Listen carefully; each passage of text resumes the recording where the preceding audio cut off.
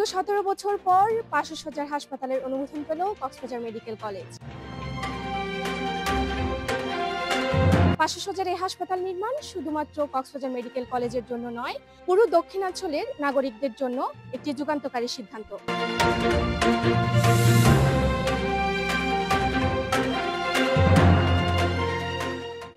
এটি যেমন চিকিৎসায় শিক্ষার মান বৃদ্ধি করবে, তেমনি নাগরিকদের জীবন রক্ষায় গুরুত্বপূর্ণ ভূমিকা পালন করবে।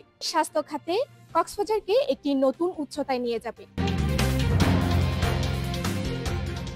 কিন্তু একটা সদর হাসপাতাল আর মেডিকেল কলেজ হাসপাতাল, এটার মধ্যে অনেক বিশাল একটা পার্থক্য রয়েছে। সদর হাসপাতালে আলাদা আলাদাভাবে অনেকগুলো ইউনিট করার মতো কোনো সুযোগ থাকে না। সিসিইউ, আইসিইউ এগুলোর জন্য আসলে 250 বেডের হাসপাতালে পর্যাপ্ত জনবলের ব্যবস্থাও নাই। তো এখন যখন মেডিকেল কলেজ হাসপাতাল প্রতিষ্ঠিত হবে, তখন এখানে আসলে সিসিইউ, আইসিইউ এগুলো পুরো দমে চলবে, যার কারণে অনেক মানুষই হয়তো বা রাস্তায় মারা যাওয়ার হাত থেকে রক্ষা পাবে। কক্সবাজারের সাংবাদিক এবং সাধারণ জনগণের সজাগ থাকতে হবে, যেন কেউ গুপ্ত বাধা সৃষ্টি করতে না পারে। কেননা আপনারা জানেন, কক্সবাজার প্রাইভেট হসপিটালগুলা সংগঠন আছে, তাদের একটা শক্ত সংগঠন আছে।